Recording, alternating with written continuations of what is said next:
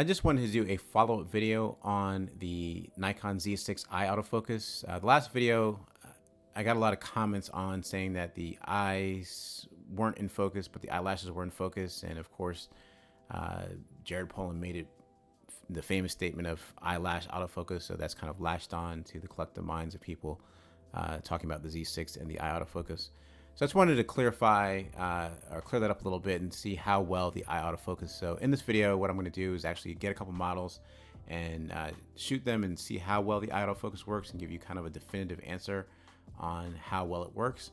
But what I wanted to do first was kind of go back to the last video. I made a couple mistakes in that video. One was choosing a model that didn't have a lot of detail in her eyes. Her eyes were brown, so it was very hard to tell if the eyes were in focus. And then the other mistake I made was when I shot the video, when I was making the video, I scaled the images down to the size of the video. In that case, it was a 1080p video. So I scaled the images down to 1080p for the video. And then in the video editing software, I was blowing it up to try to show you how well it was focusing, which obviously doesn't make any sense. So in this video, I want to clarify, go back to the last video or some of the images from the last video and kind of show you that the eyes were in focus. And then we'll go on to the next shoot and we'll see how well the autofocus works when we're specifically trying to use it at a very close distance with a longer lens and a shallow depth of field. So looking at the first image here, you'll see that her eye and eyelashes are in focus here. We'll go to 1:1 and wait for it to render there. And you can clearly see the catch lights in her eye. And obviously her eyelashes are in focus, but her eyes in focus as well. Let's go to 2:1. And you'll see, again, it's pretty apparent that her eye is in focus. What you can notice here, if you look at the wall, let's go back to 1:1 actually. And if you look at the wall here, you can see the depth of field that we're working with. So clearly if her eyelash is in focus, her eye probably can fit in this depth of field here that is in focus. So let's look at the next image here. This one's a little more straight on. We'll go to 1:1. You can clearly see her eyes in focus. Let's go to 2:1 on this one. And you can actually kind of see the veins in her eye. There's not a lot of them, but you can kind of see the veins in her eye. Obviously, you can see the catch light in her eyes as well. Let's go to the next one. This one, she's looking more to her right. Let's go to 1:1. 1:1 there. And this eye is the one that's in focus because it's close to the camera. Let's go to 2:1. And again, clearly you can see that her eye is in focus. I just wanted to go back to that previous video and show some of the images that were closer up or around that headshot range to show you that they were indeed in focus. And it wasn't just that the eyelashes were in focus. So for this next shoot, what I wanted to do was shoot these models really close up. And in between each shot, I would just defocus the lens and let the autofocus focus on the eye. And one thing I don't think people realize is how close you are to the models. I don't know what the application for this would be. I don't know who would shoot this close to a model with that long of a lens at that shallow a depth of field. If you know what that practical application for that would be, leave it in the comments below. I'd be interested to know what people are doing with those type of images. But let's take a look at some of the images that were captured from that shoot. So I just want to run through these really quick and show how sharp these are on the eye. We'll just go through these real quick and we'll just look and see which ones are sharp and which ones are not and how well the eye autofocus did. So for this first set, I think we did about 80%, maybe 90% of these were in focus. So let's just run through these real quick and take a look. So this is actually the full frame. So that's how close you are to the model. This is not zoomed in at all. This is, fits a frame. So let's go to 1:1 on this. And you can see how sharp that is on her eye. Let's go to 2:1 really quick. And you can see all of the detail in her eye. You can actually see that her eyelashes are out of focus and her eye is in focus. Let's go back to 1:1. Again, you can see, the clouds, the sky, this little tower back here. It's pretty apparent that her eyes are in focus. Let's run through these really quick and see if we can find the ones that are out of focus. So this one is in focus, looking at this eye here. This one, again, sharp focus, looking at our eye there.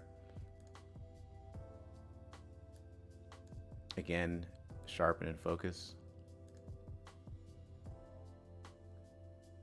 Let's go to the next one. Again, sharp and in focus.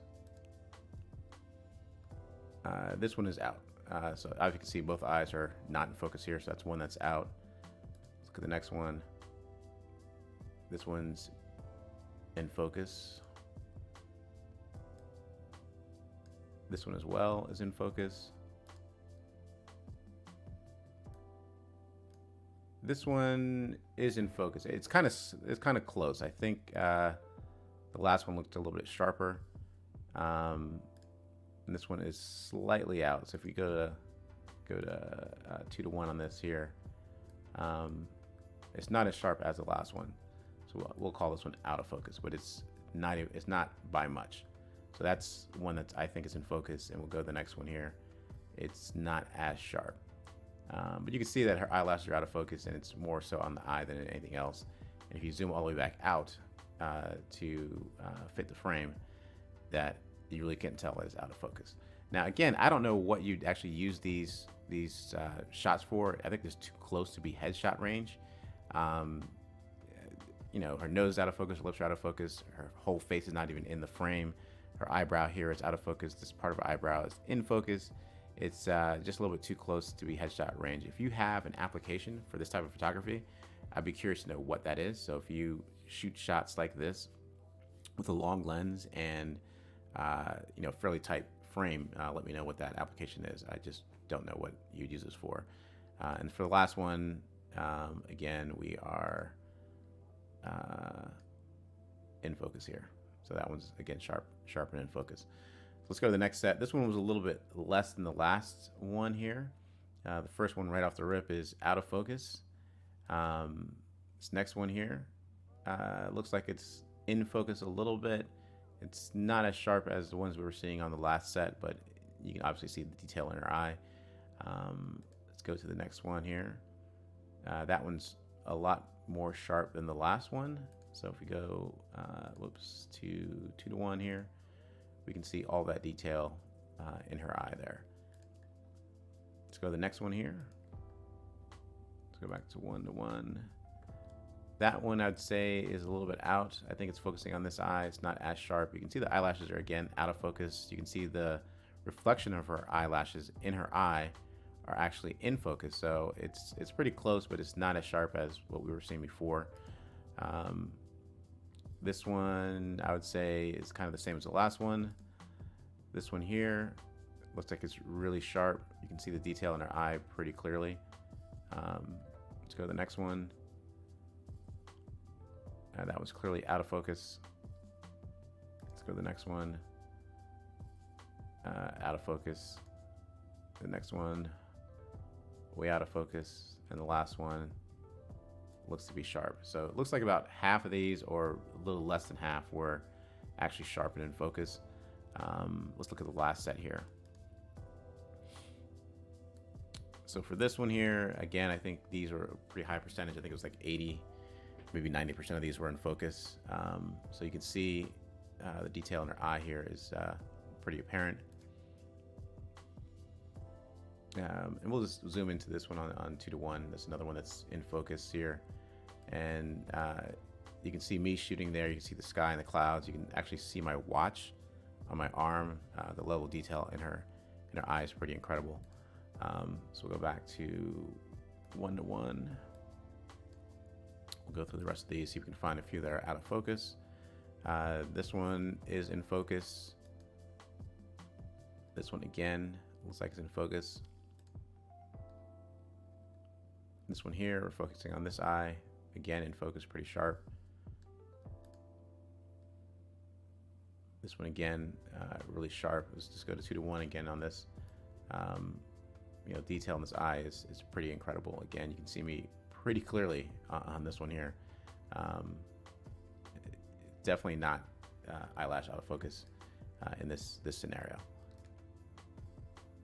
This one here, zoomed out, it looks like it's in focus, but I think if we zoom in, we can see that it's not as sharp as the other ones.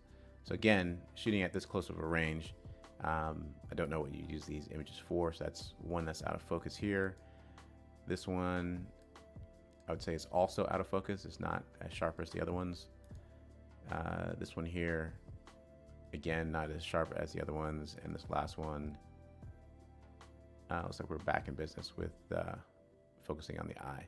So this is my question again to you guys. What percentage does the eye autofocus have to hit before you consider it to be usable? Does it have to be 100% before you would use it? Does it have to be 80% before you use it? 60%? What percentage of hit rate do you need for eye autofocus to be something that you would use on a regular basis?